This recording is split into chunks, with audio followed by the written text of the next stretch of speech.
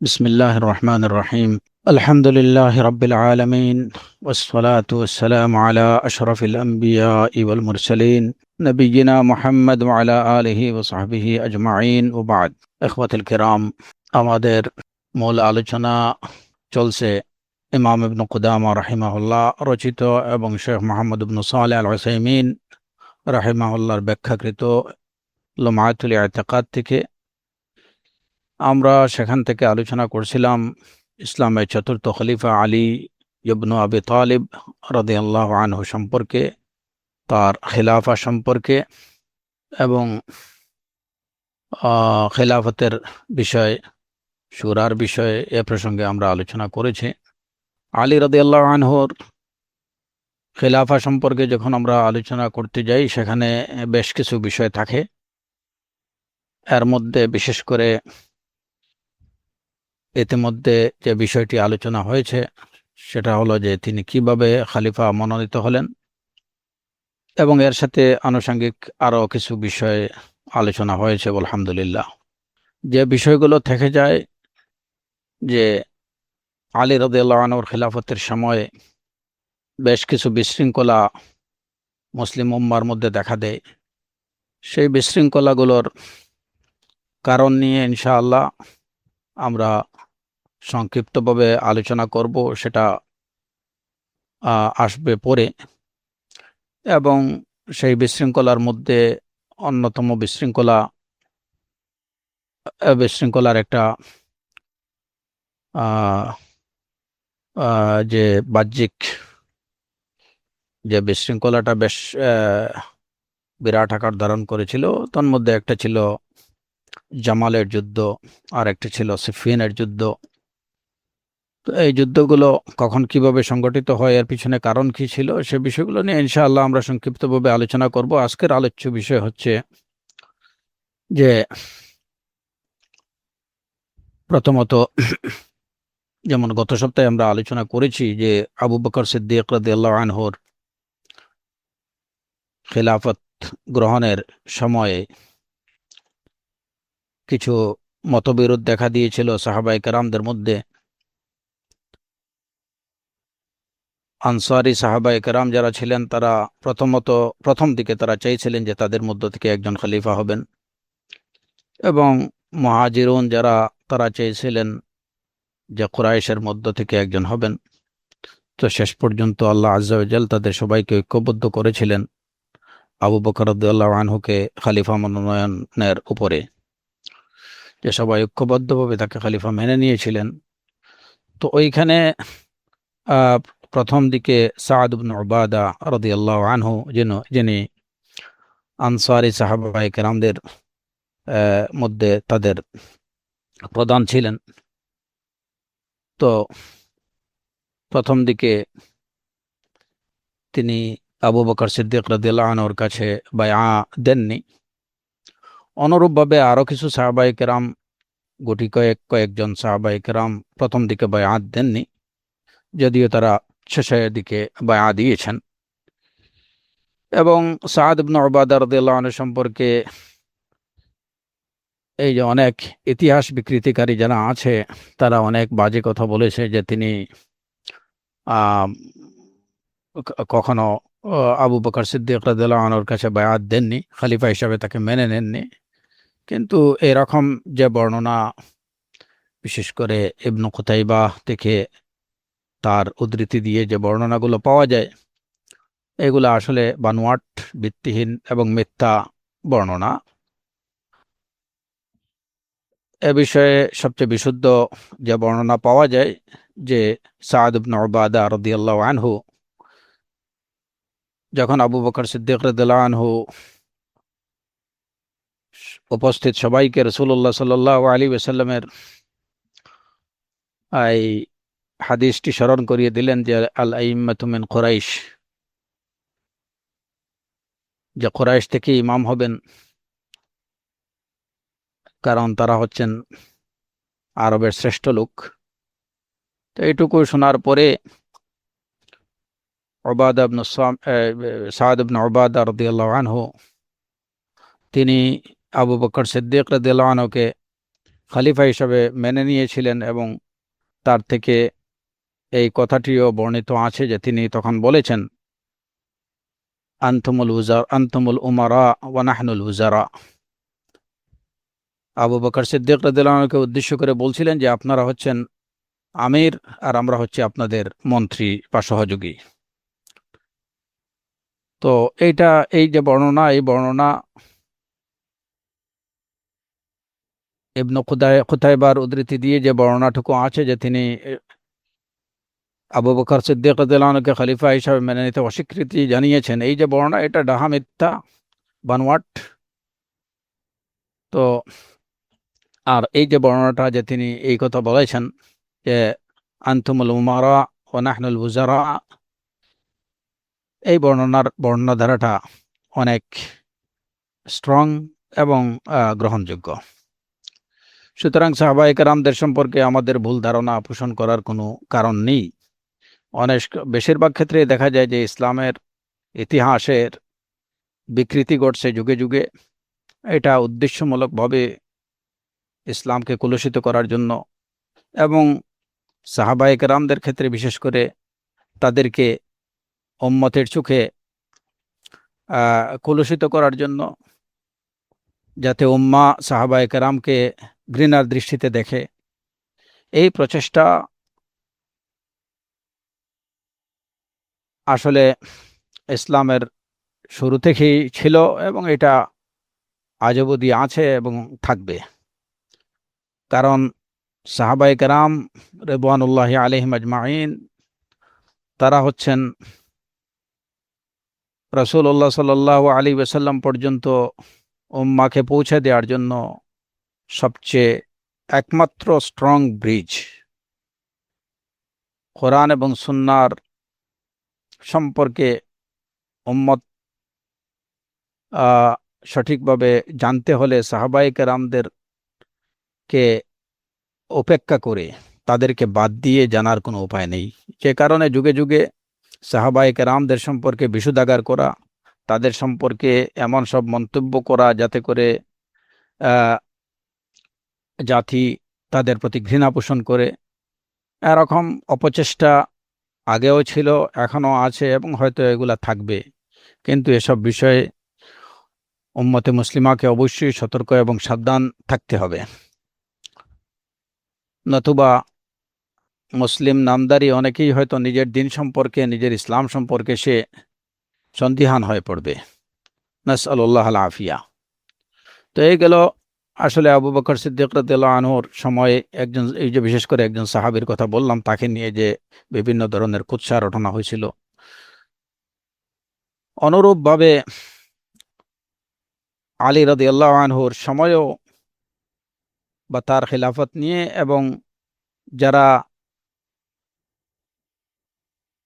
আলী রাদিয়াল্লাহু আনহুকে খলিফা হিসাবে মেনে নেননি, এরকম সাহাবায়ে কেরামদের সম্পর্কেও চরম বিষোদাগার এবং তাদেরকে নিয়ে বিভিন্ন ধরনের মিথ্যা বানোয়াট কথাবার্তা মুসলিম উম্মার মধ্যে বহুল প্রচলিত আছে, যেগুলোর উপরে ভিত্তি করে মুসলিম উম্মার মধ্যে অনেকে, যারা নিজেদেরকে মুসলমান বলে দাবি করেন, এরকম অনেকেই তারা সেই সব সাহাবায়ে কেরামদেরকে যারা আলী রাদিয়াল্লাহু আনহুকে খলিফা হিসাবে বায়আত দেননি, তাদেরকে চরমভাবে বিষোদ্গার করেন। আবার অনেকে তার বিপরীতটুকু করেন, যে আলী রাদিয়াল্লাহু আনহুকে বিষোদ্গার করেন। তো এইসবের পিছনে মূল কারণ হচ্ছে যে সঠিক সূত্র থেকে সঠিকভাবে খুলাফায়ে রাশিদিনের ইতিহাস সম্পর্কে না জানা। এই ভূমিকার পরে আজকের যে মূল আলোচনার মধ্যে দুই তিনটি বিষয় থাকবে, ছোট ছোট দুই তিনটি বিষয়। এর মধ্যে একটি হলো যে আলী রাদিয়াল্লাহু আনহুর কে যারা খলিফা হিসাবে মেনে নেননি শুরুর দিকে, তারা কেন মেনে নেননি? এর কারণ, দ্বিতীয় বিষয়, আলী রাদিয়াল্লাহু আনহু কেন তিনি মদিনা ছেড়ে কুফাতে গেলেন। আর তৃতীয় বিষয় হলো আলী রাদিয়াল্লাহু আনহু কিভাবে শাহাদাত বরণ করলেন। প্রথম বিষয়, আলী রাদিয়াল্লাহু আনহু তিনি তাকে খলিফা হিসাবে কারা অস্বীকৃতি জানালেন। আমরা জানি যে প্রথমত ওসমান রাদিয়াল্লাহু আনহুর শাহাদাত বরণের পরে আলী রাদিয়াল্লাহু আনহু তার দাফনের পরেই, ওসমান রাদিয়াল্লাহু আনহুকে দাফন করার পরেই তিনি খলিফা মনোনীত হন এবং তার কাছে আহলুল হাল ওয়াল আকদের বেশিরভাগ সংখ্যক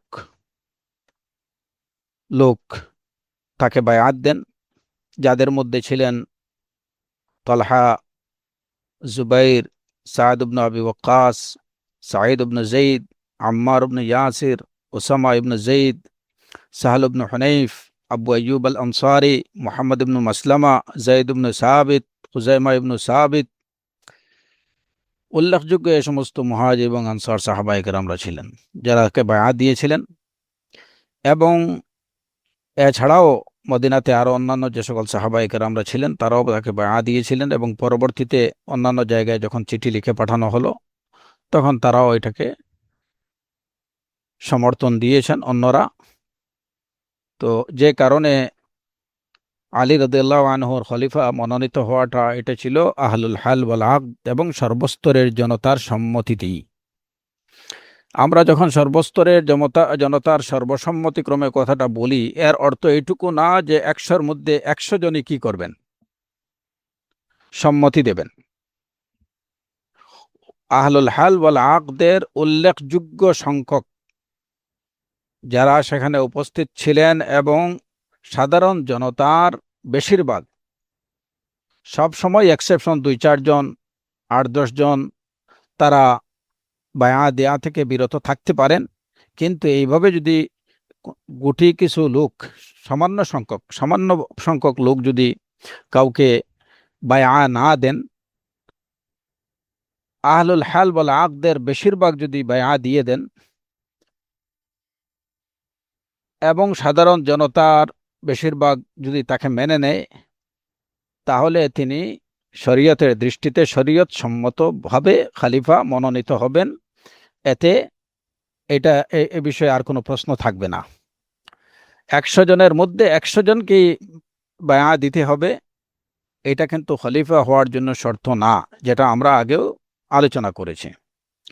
সবসময় ২-৪ জন মানে কি থাকতে পারেন, বায়াত দেওয়ার বাইরে থাকতে পারেন। তারা বায়াত না দিলে যে খলিফা কেউ মনোনীত হবেন না, বিষয়টা ওরকম না।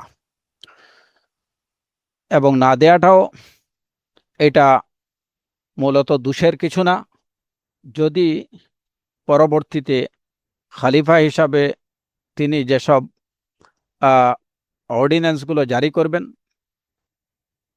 যে নির্দেশগুলো জারি করবেন, সেই নির্দেশগুলো যদি মেনে নেন, সেগুলোর প্রতি যদি আনুগত্য থাকে, তাহলে তাতে কোনো অসুবিধা নেই। বায়াত না দিলেও তাতে কোনো অসুবিধা নেই। এই মাসআলাটা মনে রাখবেন। আবারও বলছি, কারণ এটা ইম্পর্ট্যান্ট। যদি কোনো খলিফাকে বেশিরভাগ সংখ্যক আহলুল হাল ওয়াল আকদের লোকজন তারা বায়াত দিয়ে দেন, সাধারণ জনতার বেশিরভাগ যদি তাকে খলিফা হিসাবে মেনে নেন, তাহলেই তিনি বৈধ খলিফা হিসাবে মনোনীত হবেন। যদিও আহলুল হাল আল আকদের কিছু সংখ্যক তাকে বায়াত নাও দেন, তাতে কোনো অসুবিধা নেই। এটা তার খলিফা হওয়ার পথে কোনো অন্তরায় হবে না, কিংবা তার খলিফা হওয়ার বিষয়কে প্রশ্নবিদ্ধ করবে না। এবং যারা বায়াত দেবেন না, এই না দেওয়ার কারণে এটা তাদের জন্য দূষণীয় কিছু নয়, যদি তারা এই খলিফা কর্তৃক যে নির্দেশগুলো জারি হবে সেই নির্দেশগুলোর প্রতি আনুগত্য প্রদর্শন করেন। তো এই ধারাবাহিকতায় আলী রাদিয়াল্লাহু আনহু যখন খলিফা মনোনীত হন, তো এখানে আমরা যে নামগুলো উল্লেখ করলাম, মুহাজির এবং আনসার সাহাবায়ে কেরামদের মধ্যে উল্লেখযোগ্য যারা, তারা তো অবশ্যই, এবং এছাড়া বেশিরভাগ সাহাবায়ে কেরাম এক বাক্যেই তাকে খলিফা মনোনীত করলেন এবং তাদের সবার সম্মতিক্রমেই তিনি খলিফা মনোনীত হন। যদিও তিনি খলিফা হতে চাননি, এটার প্রতি তার কোনো আগ্রহ ছিল না, কিন্তু সবাই তাকে এসে খুব পীড়াপিড়ি করছেন যে না, আমরা আপনি ছাড়া অন্য কাউকে এই মুহূর্তে আমরা আপনার থেকে ভালো আর কাউকে দেখছি না, সুতরাং আপনি দায়িত্ব নেন। এবং এই দায়িত্ব নেওয়াটা আলী রাদিয়াল্লাহু আনহু বলেন যে এটা আমার কাছে খুব ভারী একটা বিষয় ছিল ওই সময়। এবং প্রথম যখন আমাকে লোকজন খলিফাতুল মুসলিমিন, আমিরুল মুমিনিন বলে ডাকতে শুরু করলো, এই ডাক শোনার সাথে সাথে আমার অন্তরের মধ্যে, হৃদয়ের মধ্যে একটা কম্পন তৈরি হলো যে এটা অনেক বড় এক দায়িত্ব, আমি কি সে দায়িত্ব নিতে পারবো? তো আলী রাদিয়াল্লাহু আনহু খলিফা হওয়ার জন্য তিনি লালায়িত ছিলেন না, কিংবা তিনি খলিফা হওয়ার জন্য কোনো ধরনের লবিঙ্গ করেননি, কিংবা তিনি এই যে ওসমান রাদিয়াল্লাহু আনহুর মৃত্যুর পরে খলিফা হওয়ার জন্য তিনি এটা ইচ্ছাও প্রকাশ করেননি। বরং এই দায়িত্ব তার উপরে আহলুল হাল ওয়াল আকদের যারা ছিলেন, তারা তাকে এসে অনুরোধ করেছেন জোরালোভাবে, এবং তাদের অনুরোধের প্রেক্ষিতেই তিনি খলিফা মনোনীত হয়েছিলেন। তো এবং এই সময় কয়েকজন সাহাবী তারা বয়াত দেননি, এর মধ্যে অনেকে মদিনাতে তখন উপস্থিত ছিলেন না। বিশেষ করে তন্মধ্যে একজন হলেন মুআবিয়া ইবনু আবি সুফিয়ান রাদিয়াল্লাহু আনহু। উমর রাদিয়াল্লাহু আনহুর সময় থেকেই তিনি আহ, শামে গুরুত্বপূর্ণ দায়িত্ব পালন করছিলেন। ওসমান রাদিয়াল্লাহু আনহুর খেলাফতকালীন এই দীর্ঘ সময় তিনি সিরিয়ার গভর্নর হিসাবে নিযুক্ত ছিলেন, এবং সিরিয়াতে তার অবস্থান ছিল একটা দীর্ঘ সময়। তো দীর্ঘ সময় সিরিয়াতে তিনি গভর্নরের দায়িত্ব পালন করার কারণে, এবং তার আদল ইনসাফ, এবং অত্যন্ত খুব আহ, উম, আহ, মানে ধৈর্যশীল লোক ছিলেন, অত্যন্ত তার আখলাক ছিল নম্র ভদ্র, বিচারের দিক থেকে ছিলেন আদল এবং ইনসাফ তার মধ্যে ছিল। তো এই সব কারণে এবং একটা দীর্ঘ সময় সিরিয়াতে অবস্থান করার কারণে ওইখানের লোকজনরা তাকে খুবই ভালোবাসতেন, এবং তারা তাকে নিজের আপন করে নিয়েছিলেন, এবং তিনিও তাদেরকে তার আপন করে নিয়েছিলেন, যেটা খুব স্বাভাবিকভাবে হওয়াটাই স্বাভাবিক। যদি আপনি আদল এবং ইনসাফ কায়েম করতে পারেন যে কোনো জায়গাতে, তাহলে এত লম্বা সময়ের দরকার নেই, কম সময়ে মানুষের হৃদয় জয় করা যায়। তো মুআবিয়া ইবনে আবি সুফিয়ান রাদিয়াল্লাহু আনহু তিনিও শামের লোকদের হৃদয় জয় করেছিলেন, তাদের অফুরন্ত ভালোবাসা তিনি করিয়েছিলেন। ওই লোকজন তাকে খুবই ভালোবাসত। ওই সময় তিনি শামে ছিলেন। তো কোনোভাবে মুআবিয়া ইবনে আবি সুফিয়ান রাদিয়াল্লাহু আনহু তিনি আলী ইবনে আবি তালিব রাদিয়াল্লাহু আনহুকে বায়আত দেননি। তো তার এই বায়আত না দেয়াকে কেন্দ্র করেই এই যে বিভিন্ন ধরনের রটনা, বিভিন্ন ধরনের মিথ্যা কথাবার্তা উম্মতে মুসলিমার মধ্যে আসলে ছড়িয়ে গেছে, এবং যেগুলোর উপরে ভিত্তি করে মুসলিম উম্মার কেউ আলী ইবনে আবি তালিবের পক্ষে, কেউ মুআবিয়া ইবনে আবি সুফিয়ানের পক্ষে চলে গেছেন, কিন্তু এটা প্রকৃত সত্যটা না জানার কারণে, যেটা আমরা শুরুতেই বলেছি। তো মুআবিয়া ইবনে আবি সুফিয়ান রাদিয়াল্লাহু আনহু, এটা সত্য যে তিনি আলী রাদিয়াল্লাহু আনহুকে বায়আত দেননি। এই বায়আত না দেওয়ার পিছনে কারণ কি ছিল? একটা কারণ যে প্রথমত তিনি তখন মদিনাতে উপস্থিত ছিলেন না। দ্বিতীয়ত তিনি তখন ছিলেন সিরিয়াতে। আর দ্বিতীয়ত, এবং যেটা প্রধান কারণ, যে মুআবিয়া ইবনে আবি সুফিয়ান রাদিয়াল্লাহু আনহু তিনি ছিলেন উসমান ইবনে আফফান রাদিয়াল্লাহু আনহুর চাচাতো ভাই। তো উসমান ইবনে আফফান রাদিয়াল্লাহু আনহুকে যখন তাকে হত্যা করা হলো, তখন মুআবিয়া ইবনে আবি সুফিয়ান রাদিয়াল্লাহু আনহুর দাবি ছিল যে আগে উসমান রাদিয়াল্লাহু আনহুর হত্যাকারীদের বিচার হোক, তারপরে আলী রাদিয়াল্লাহু আনহু তিনি খলিফা মনোনীত হবেন। যে খেলাফতের বিষয়টা পরে, আগে কি হোক, উসমান রাদিয়াল্লাহু আনহুর হত্যার বিচার করা হোক। এই বিষয়টাকে কেন্দ্র করে তিনি আলী রাদিয়াল্লাহু আনহুকে বায়আত দেননি। মূল সমস্যাটা এই জায়গায়। তার দাবি ছিল আগে উসমান রাদিয়াল্লাহু আনহু হত্যাকারীদের বিচার করা হোক, তারপরে খলিফা মনোনীত হবেন। তার এই দাবি, উসমান রাদিয়াল্লাহু আনহুর হত্যাকারীদের বিচার দাবি, এই দাবিটা ছিল যথার্থ। দাবিটার কতটুকু যথার্থ ছিল? যে হ্যাঁ, উসমান রাদিয়াল্লাহু আনহুর হত্যাকারীদের বিচার করা হোক, এই দাবিটা যথার্থ ছিল।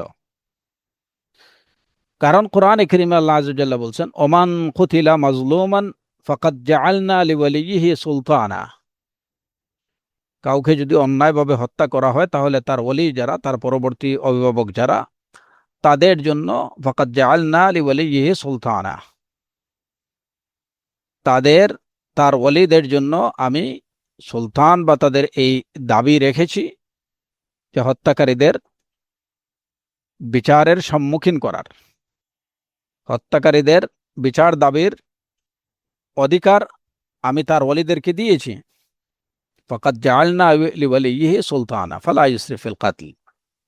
তো হত্যাকারীদের বিচার দাবির অধিকার যেহেতু মুআবিয়া ইবনে আবি সুফিয়ান রাদিয়াল্লাহু আনহু তিনি ছিলেন উসমান রাদিয়াল্লাহু আনহুর চাচাতো ভাই, এবং উসমান রাদিয়াল্লাহু আনহুর অন্যান্য যে নিকটাত্মীয় ওনার ছেলে বা অন্য যারা ছিলেন, তুলনামূলকভাবে তিনি তাদের মধ্যে ছিলেন, তাদের অভিভাবক রূপে ছিলেন, বয়স্ক ছিলেন, মুরব্বী ছিলেন।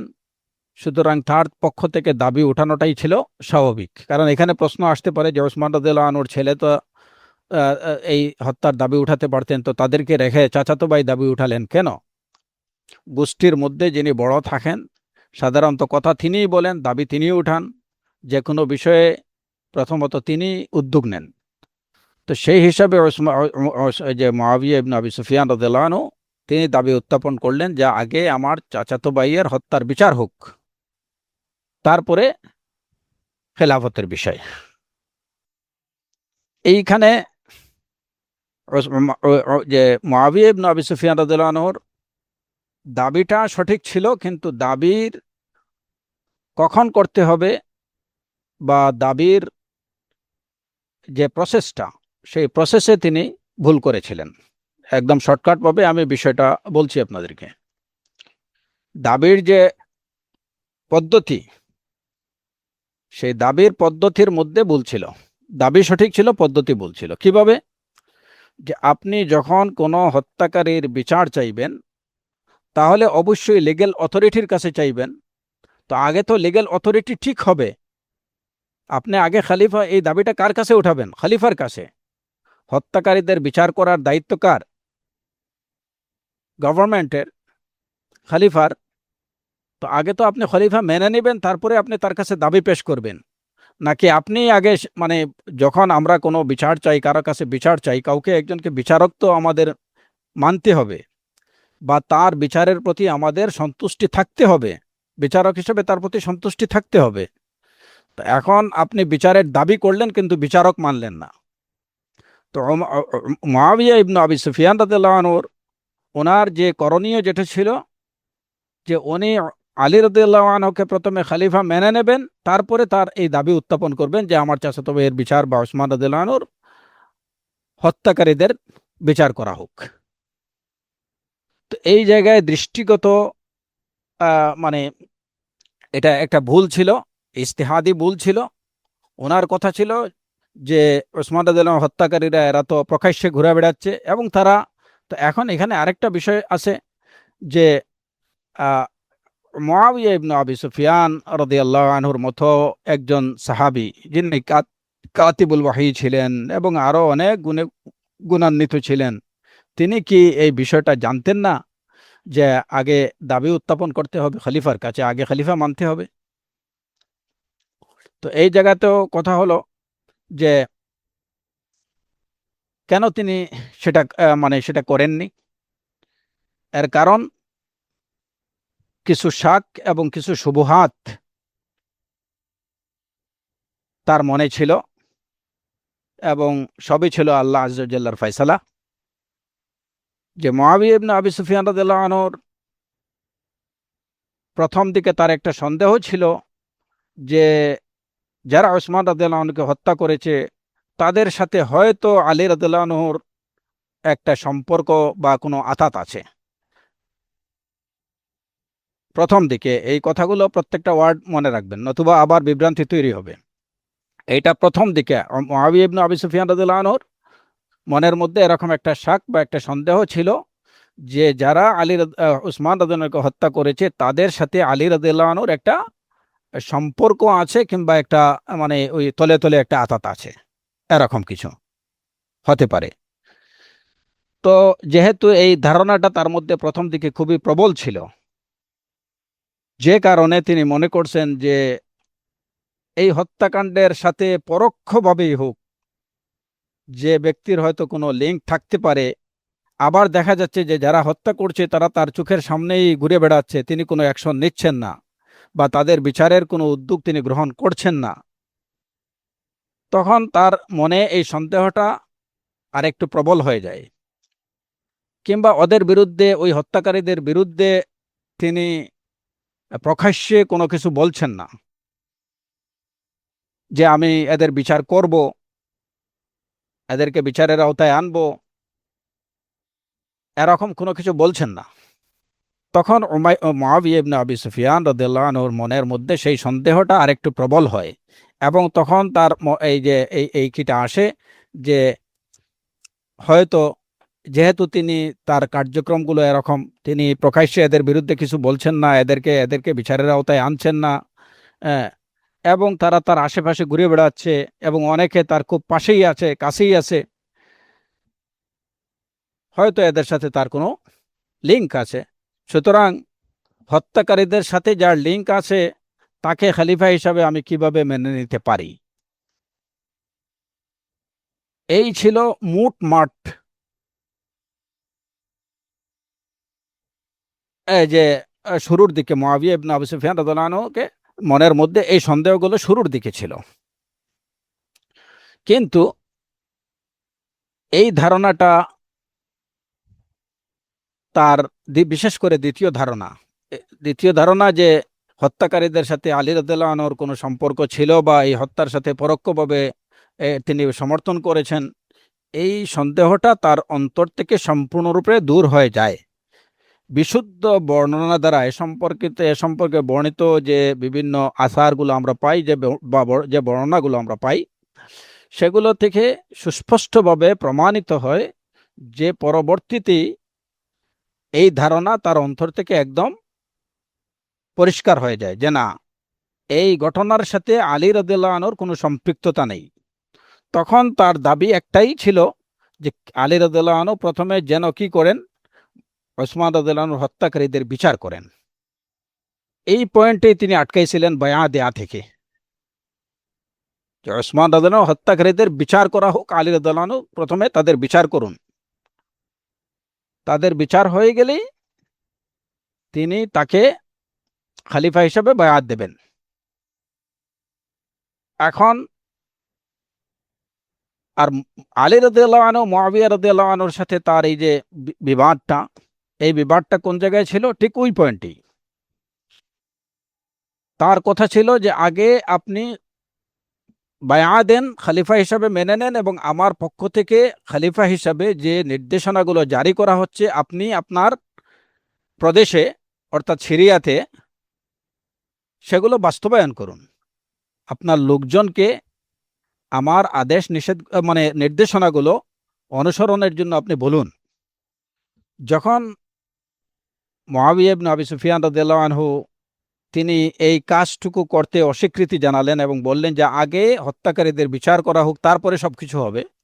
তো এই জায়গাতে আলী রাদিয়াল্লাহু আনহু চিন্তা করলেন যে তিনি কি করছেন, যে ইমাম যেই হন না কেন, খলিফাতুল মুসলিমিন যিনি হন না কেন, তার আনুগত্য করা ওয়াজিব।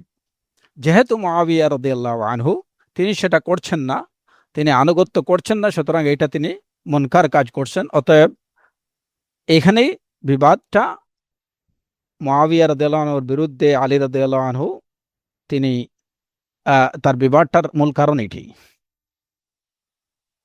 তাহলে কি বোঝা গেল যে বিবাদের দুইজনের মধ্যে বিবাদের কারণ কি? মুআবিয়া রাদিয়াল্লাহু আনহু চেয়েছেন ওসমান রাদিয়াল্লাহু আনহু হত্যাকারীদের বিচার করা হোক। এই বিচারের দাবিতে বিচার না হওয়া পর্যন্ত তিনি বয়াত দেবেন না।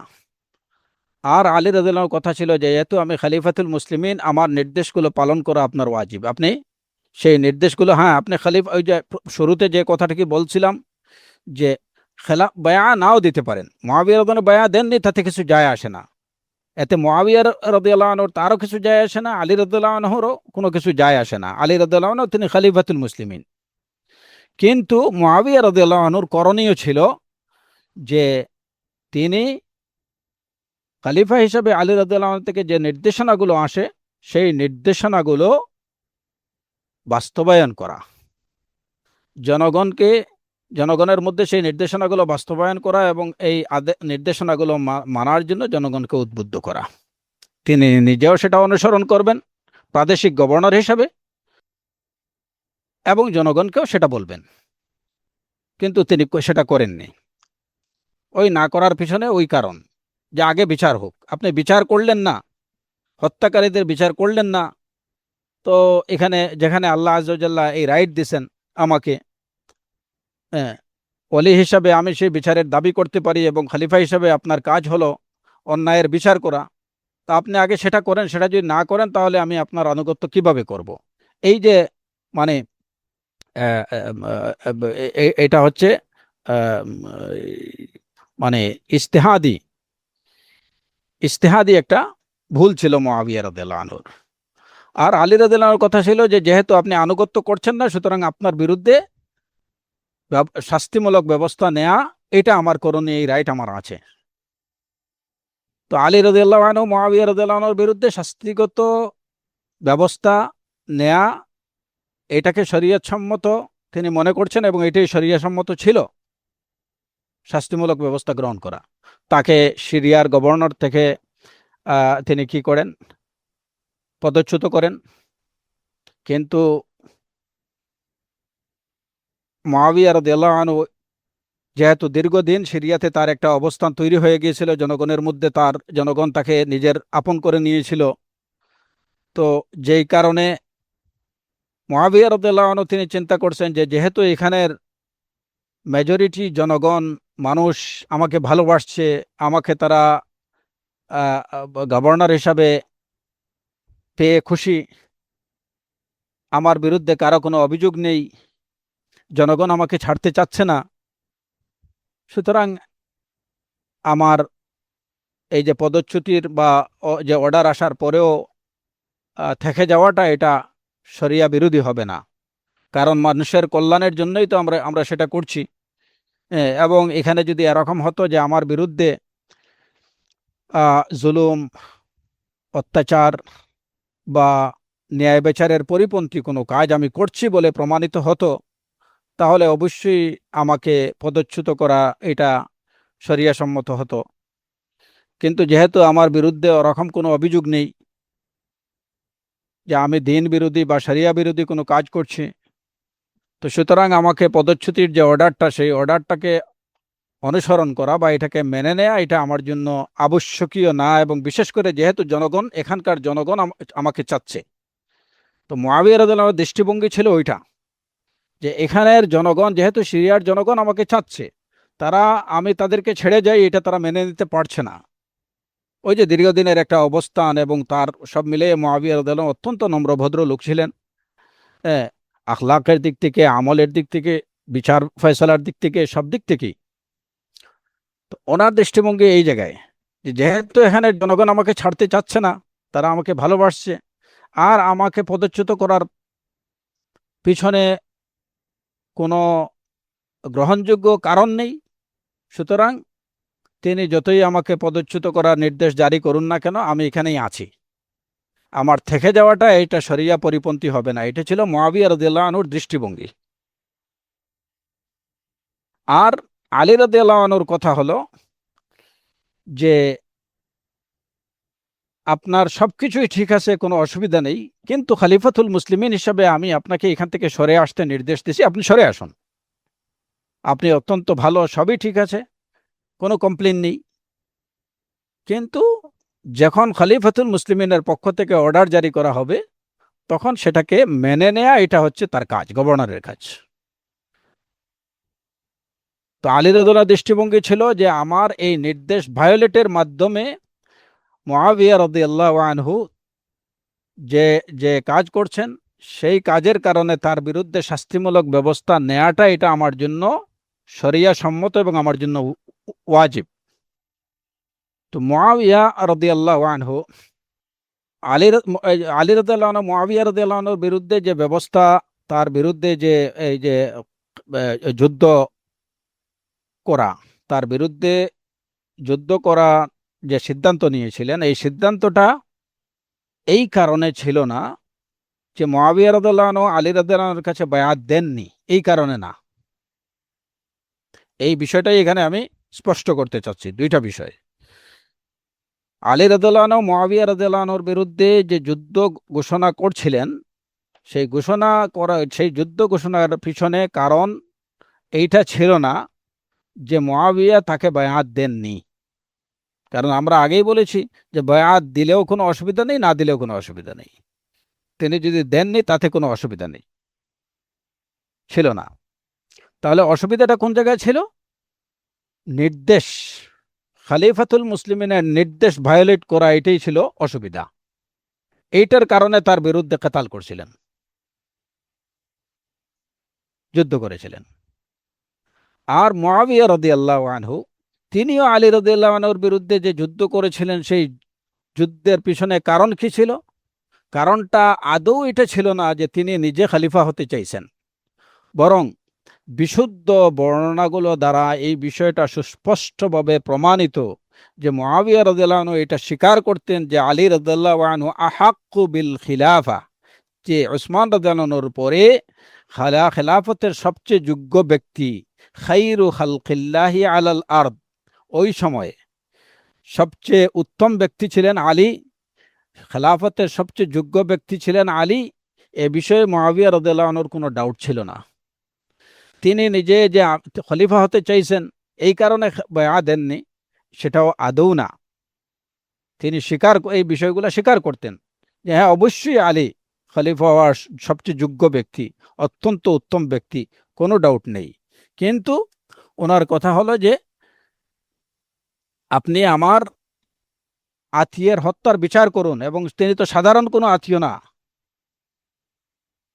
তিনি তৃতীয় খলিফা, খলিফা আর রাশিদ ওসমান ইবনে আফফান রাদিয়াল্লাহু আনহু, তাকে হত্যা করা হলো।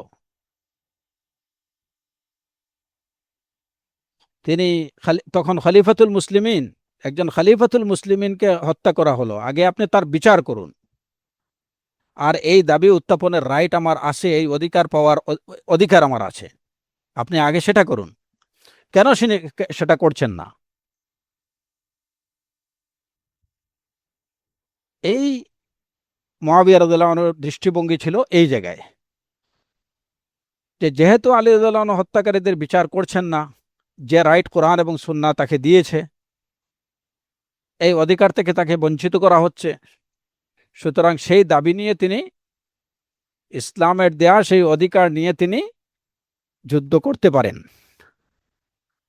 এই দৃষ্টিভঙ্গি থেকেই মুআবিয়া রাদিয়াল্লাহু আনহু আলী রাদিয়াল্লাহু আনহুর বিরুদ্ধে তাদের মধ্যে যে যুদ্ধ সংগঠিত হয়, সেই যুদ্ধ সংগঠিত হওয়ার পিছনে মূল কারণ এইটা, এই দুই দৃষ্টিভঙ্গি।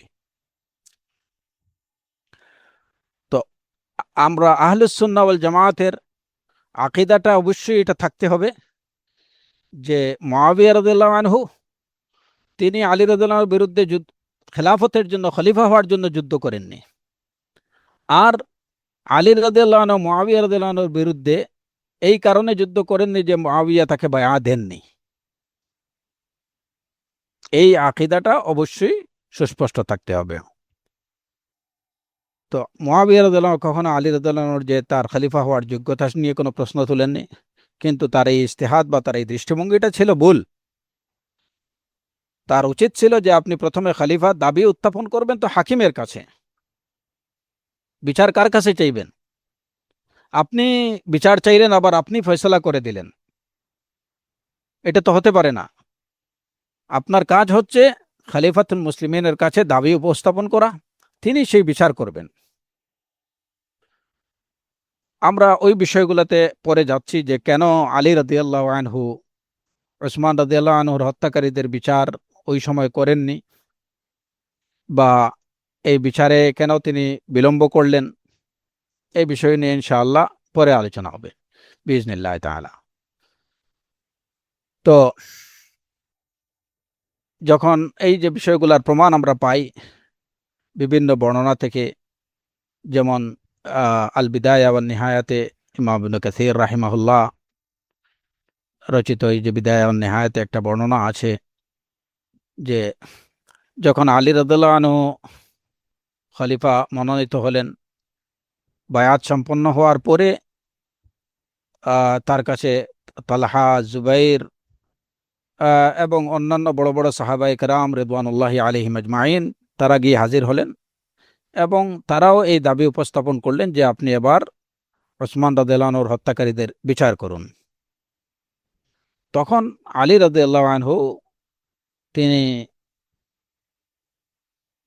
উযর পেশ করলেন বা অপারগতা প্রকাশ করলেন এই বলে যে এই যে লোকগুলো দেখছ, এদের কিন্তু অনেক সহযোগী আছে, এই মুহূর্তে এদের বিচার করাটা এটা সম্ভব হবে না। এই মুহূর্তে এদের বিচার করা সম্ভব হবে না, কারণ ওসমান রাদিয়াল্লাহু আনহুর হত্যাকারী এবং তাদের পিছনে যে সহযোগীরা যারা আছে এদের সংখ্যা অনেক, এরা সংখ্যায় অনেক, এবং আমাদের তোমাদের চতুর্দিকে ছড়িয়ে ছিটিয়ে আছে এরা। এই মুহূর্তে এদের বিচার কাজে হাত দেয়া যাবে না। তখন জুবাইর রাদিয়াল্লাহু আনহু তিনি চাইলেন যে ঠিক আছে, তাহলে আপনি আমাকে কুফার গভর্নর করুন, আমি ওইখান থেকে কুফা থেকে আমি সৈন্য নিয়ে আসব। এবং তালহা রাদিয়াল্লাহু আনহু বললেন যে ঠিক আছে, তাহলে আপনি যদি নিজেকে মদিনাতে আপনি আপনার নিজেকে দুর্বল মনে করেন যে এই মুহূর্তে এই বিচার কার্যে হাত দেওয়া যাচ্ছে না, দিলে বিশৃঙ্খলা তৈরি হবে এবং এই বিশৃঙ্খলাকে কন্ট্রোল করা যাবে না, তো ঠিক আছে। জুবাইর রাদিয়াল্লাহু আনহু বললেন আমাকে আপনি কুফার গভর্নর করুন। তালহা রাদিয়াল্লাহু আনহু বললেন ঠিক আছে, আপনি আমাকে বসরার গভর্নর হিসাবে নিয়োগ দিন, তাহলে আমি বসরা থেকে সৈন্য নিয়ে আসব। জুবাইর রাদিয়াল্লাহু আনহু বললেন আমি কুফা থেকে সৈন্য নিয়ে আসব, এবং এসে মদিনার যারা আছেন সেনাবাহিনী তাদের সাথে একত্রিত হয়ে এই দুষ্কৃতিকারীদের বিরুদ্ধে অ্যাকশন নেওয়া যাবে। এই খাওয়ারিজ যারা, এই খাওয়ারিজদের বিরুদ্ধে অ্যাকশন নেওয়া যাবে যারা ওসমান রাদিয়াল্লাহু আনহুর হত্যাকাণ্ডে জড়িত ছিল। তখন আলী রাদিয়াল্লাহু আনহু তাদেরকে বলছিলেন যে ঠিক আছে, তোমরা একটু অপেক্ষা করো, আমি দেখি বিষয়টা কি করা যায়, অপেক্ষা করো, আমি দেখি। তো এবং আরো সুস্পষ্ট একটা প্রমাণ পাওয়া যায় এই বিষয়টার, যখন এই দাবি নিয়ে আবু দারদা রাদিয়াল্লাহু আনহু এবং তামিম আদ-দারি রাদিয়াল্লাহু আনহু, এরা দুইজন মুআবিয়া রাদিয়াল্লাহু আনহুর কাছে গেলেন এবং বললেন যে আপনার কি সমস্যা হয়েছে, আপনি কেন আলী রাদিয়াল্লাহু আনহুকে খলিফা হিসাবে আপনি বায়াত দিচ্ছেন না কেন? অথচ আপনার থেকে এবং আপনার বাবার আগেও, আপনার এবং আপনার বাবার আগে তিনি ইসলাম গ্রহণ করেছেন। আপনার থেকে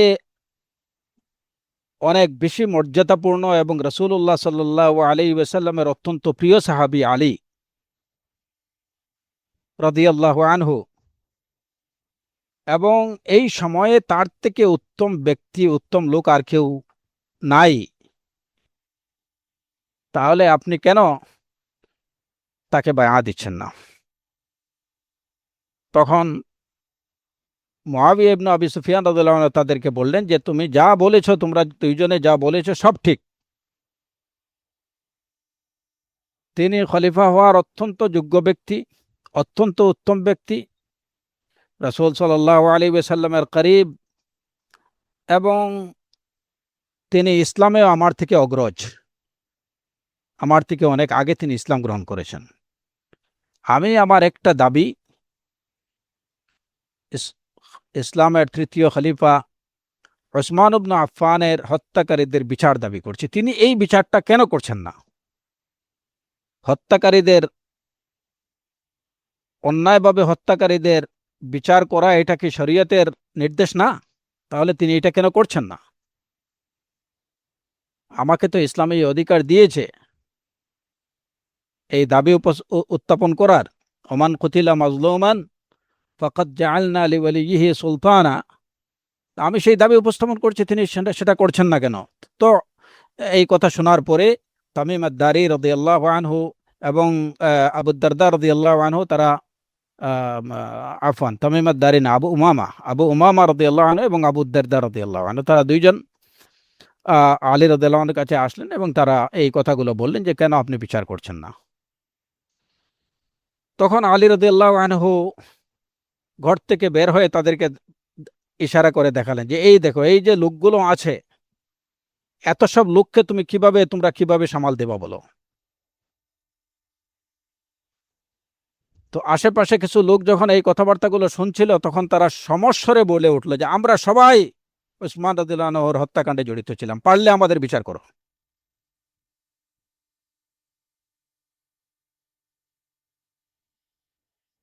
তো যখন এই অবস্থা দেখলেন যে আবু উমামা এবং আবু দারদা রাদিয়াল্লাহু আনহুমা, তখন তারা বুঝতে পারলেন যে কেন আলী রাদিয়াল্লাহু আনহু উসমান রাদিয়াল্লাহু আনহুর হত্যাকারীদের বিচারের কাজে হাত দিচ্ছেন না। যে এই অবস্থায় এই মুহূর্তে যদি এই কাজে হাত দেয়া হয়, তাহলে চরম বিশৃঙ্খলা দেখা দেবে এবং যেটাকে সামাল দেয়া যাবে না। কারণ দুষ্কৃতিকারীরা চতুর্দিকে ছড়িয়ে ছিটিয়ে আছে এবং পিছন থেকে অনেকেই তাদেরকে ইন্ধন যোগাচ্ছে।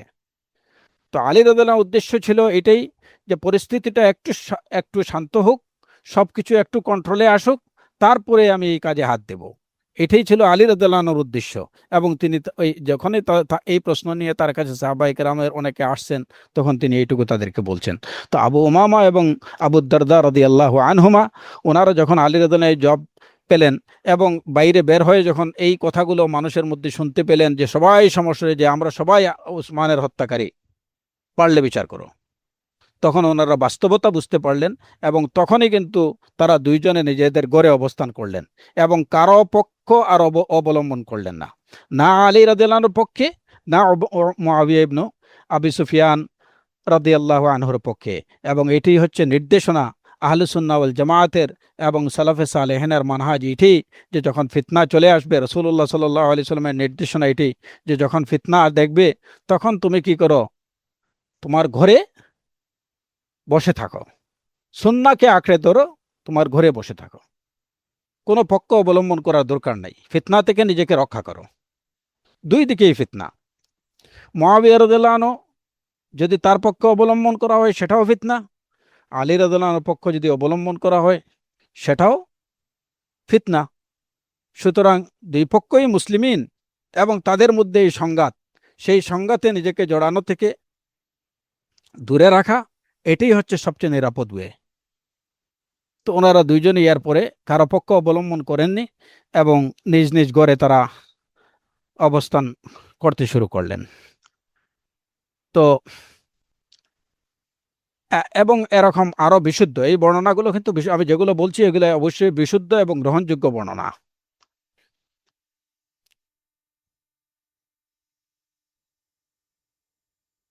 এই মানে বিষয়গুলা বিশুদ্ধভাবে, বিশুদ্ধ বর্ণনা থেকে জানা এটা খুবই জরুরি। নতুবা এই যে মানে প্রচণ্ড বিশৃঙ্খলা এবং উম্মার মধ্যে এটা ভুল বুঝাবুঝির তৈরি করবে। এই বিষয়ে আরেকটা বিষয় যেটা আমাদের আজকের আলোচনার মধ্যে রাখার কি ছিল, সেটা হলো যে এই আলী রাদিয়াল্লাহু আনহু তিনি বায়আ গ্রহণ করলেন মদিনাতে, এবং তখন মানে ইসলামে খেলাফতের রাজধানী ছিল মদিনা মুনাওয়ারা, আলা সাহিবিহা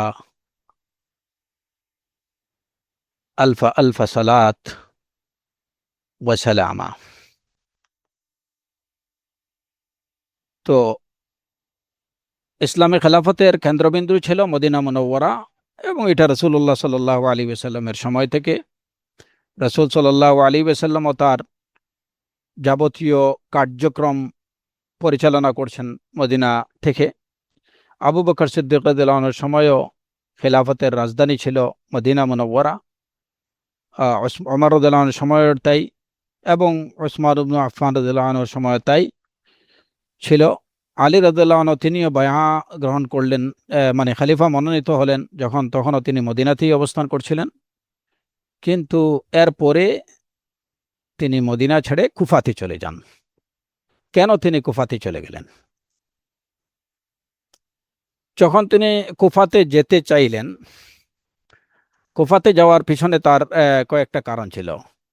প্রথমত একটা বিশেষ কারণ, যেটা উলামায়ে কেরাম, মুহাদ্দিসিন এবং মুআররিখিনরা বর্ণনা করেছেন, যে এর বিশেষ একটা কারণ ছিল তিনি চাননি যে ফিতনাগুলো, কারণ তখন ফিতনা চরম আকার ধারণ করছে মুসলিমদের মধ্যে, বিশেষ করে ওসমান রাদিয়াল্লাহু আনহুর হত্যাকাণ্ডের পরে তার বিচারের দাবিতে শামের লোকজনের অবস্থান, মুআবিয়া রাদিয়াল্লাহু আনহুর অবস্থান সহ আরও বেশ কিছু সাহাবায়ে কেরামদের অবস্থান, এটা একটা।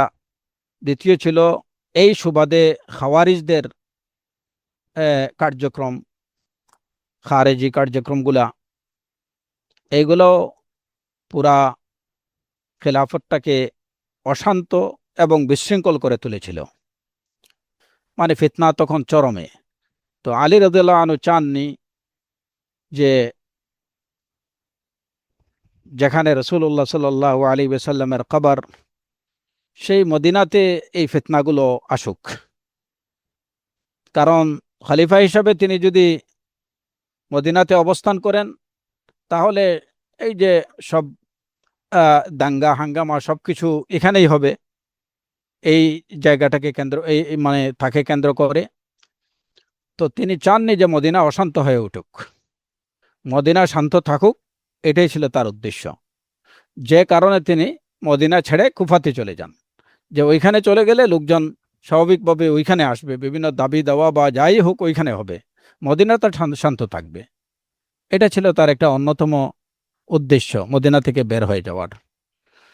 আরেকটা উদ্দেশ্য ছিল যে যেহেতু তখন এই যে শামের লোকরা তারা বায়া দেয়নি, এবং খলিফা হিসাবে আলী রাদিয়াল্লাহু আনহুর অর্ডারগুলো, নির্দেশনাগুলো তারা অনুসরণ করছিল না, এবং মুআবিয়া রাদিয়াল্লাহু আনহু তিনিও আলী রাদিয়াল্লাহু আনহুর যে নির্দেশগুলোকে তিনি সঠিকভাবে অনুসরণ করছিলেন না। তো সুতরাং তাদের বিরুদ্ধে কোনো অ্যাকশন নিতে হলে কাছাকাছি গেলেই সবচেয়ে ভালো। কাছাকাছি যদি অবস্থান করা হয়, তাহলে তাদের অবস্থা, তাদের চাল চলন সবকিছু মনিটর করা এবং সেই অনুযায়ী ব্যবস্থা নেওয়াটা এটা সহজ হবে। এবং ওইখানে কাছাকাছি থাকলে লোকজনকে বিষয়গুলো বোঝানো, মানে বাস্তবতাটা, কেন তিনি বিচার কার্যে বিলম্ব করছেন বা কেন তিনি এই পদক্ষেপগুলো নিচ্ছেন, এইগুলার একটা ব্যাখ্যা দেয়া যাবে সহজভাবে, এবং তাদেরকে কাছে পাওয়া যাবে, বিশেষ করে সিরিয়ার লোকদেরকে। আহ, এবং আশা করা যায় যে ফিতনাগুলোকে কমিয়ে, মানে নিয়ে আসা যাবে, নিয়ন্ত্রণে চলে আসবে যদি কাছাকাছি অবস্থান করা হয়। তো মদিনা থেকে তো সিরিয়ার অবস্থান ছিল বেশ দূর, সেই হিসাবে যদি উনি কুফাতে অবস্থান করেন, তাহলে তুলনামূলকভাবে সিরিয়ার অনেক কাছাকাছি তার অবস্থান হবে। তাদের বিরুদ্ধে যদি কোনো শাস্তিমূলক ব্যবস্থা নিতে হয়, সেটাও সহজ হবে, এবং তাদেরকে দাওয়া দেওয়া, তাদেরকে বোঝানো, বিষয়গুলো ব্যাখ্যা করা সবকিছুই সহজতর হবে। হ্যাঁ, এই সব দিক বিবেচনা করে তিনি মদিনা ছেড়ে কুফাতে চলে গেছিলেন। এবং আপনারা জানেন যে আহ, আলী রাদিয়াল্লাহু আনহু যে তাকে হত্যার উদ্দেশ্যে যে আঘাত করা হয়েছিল, তিনি সেটা তিনি কুফাতে অবস্থানকালীন সময়ই হয় এবং সেখানেই তিনি শাহাদাত বরণ করেন। আরেকটা বিষয় ছিল যে তিনি দেখলেন যে মদিনাতে জনবল কম, তারপরে অন্যান্য যে উপকরণগুলা ওই সময় মানে মানব সম্পদ এবং আর্থিক সম্পদ, এই সব দিক থেকে তুলনামূলকভাবে কুফা ছিল সমৃদ্ধ। ওইখানে সেনাবাহিনীতে যথেষ্ট লোক পাওয়া যেত। তারপরে হচ্ছে যে অন্যান্য ফল ফসল বা অন্যান্য ধন সম্পদের দিক থেকেও কুফা তুলনামূলকভাবে মদিনা থেকে বেশি সমৃদ্ধ ছিল। তো সেই হিসাবে তিনি চিন্তা করলেন যে রাষ্ট্র পরিচালনার জন্য যেভাবে জনবল দরকার, ঠিক তেমনিভাবে সম্পদেরও প্রয়োজন। এই সব বিবেচনা করায় যে যেহেতু তুলনামূলকভাবে মদিনা থেকে ইরাকটা তখন রিচ ছিল, তো সেই হিসাবে তিনি মদিনা ছেড়ে তিনি কুফাতে চলে যান ওইখান থেকে খিলাফা পরিচালনার জন্য। এবং প্রথম দিকে দেখা যায় যে যখন তিনি কুফাতে যাওয়ার উদ্যোগ নিয়েছিলেন, ওই সময় আবু আইয়ুব আল আনসারী রাদিয়াল্লাহু আনহু তিনি এসে তাকে বলছিলেন যে আমিরুল মুমিনিন, আপনি এখানেই থাকেন, মদিনাতে থাকেন, কারণ এটা হচ্ছে প্রোটেক্টেড এবং রাসূলুল্লাহ সাল্লাল্লাহু আলাইহি ওয়াসাল্লামের হিজরতের স্থান, এই জায়গায় তিনি হিজরত করে এই জায়গাতে আসছিলেন। এইখানে রাসূলুল্লাহ সাল্লাল্লাহু আলাইহি ওয়াসাল্লামের কবর, এইখানে তার মিম্বার এবং ইসলামের অন্যতম সূতিকাগার এই মদিনা। আপনি মদিনাতে অবস্থান করেন, এটাই আপনার জন্য সবচেয়ে ভালো হবে। এই পরামর্শগুলো দিছিলেন আবু আইয়ুব আল আনসারী। ওই সময় আলী রাদিয়াল্লাহু আনহু ইরাকে চলে যাওয়ার পুরা প্রস্তুতি নিয়েছিলেন।